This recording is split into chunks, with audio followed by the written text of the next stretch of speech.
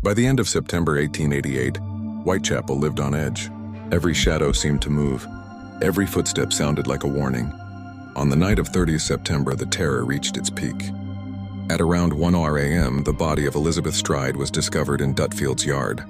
Her throat had been cut, but her body showed none of the mutilations seen in previous murders. Police believed the killer had been interrupted, perhaps by passing footsteps or a cart entering the yard. Less than an hour later, he struck again.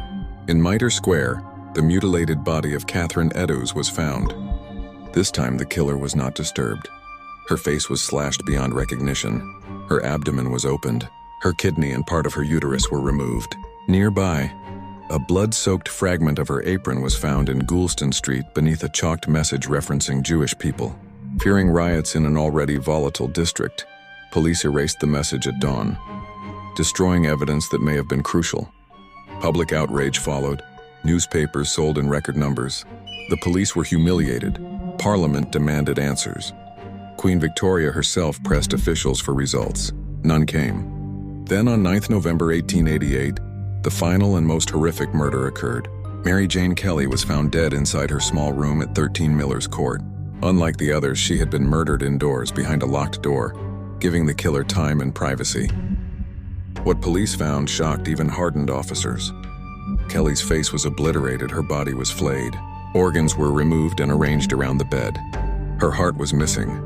Blood coated the walls. Some officers reportedly vomited at the scene. After Mary Jane Kelly, the murder stopped. Hundreds of suspects were questioned. Butchers, doctors, sailors, lunatics, foreigners, even members of the upper classes. None could be conclusively linked to the crimes. Victorian policing had no fingerprints, no DNA, no forensic databases. Witnesses were unreliable, fearful, or gone. The killer vanished as suddenly as he appeared. Modern profiling suggests a man familiar with Whitechapel, comfortable in darkness, socially invisible, an ordinary face in a sea of ordinary men. Despite endless theories and alleged modern DNA breakthroughs, no identity has ever been proven beyond doubt. Jack the Ripper was never caught. His legacy endures not because we know who he was, but because we don't. 5 women were marginalized in life and sensationalized in death.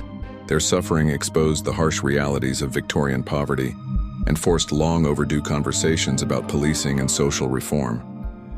More than a century later, the streets of Whitechapel are brighter and safer, but the shadow remains. Because one night in the darkness, a killer walked away, and history never caught up with him.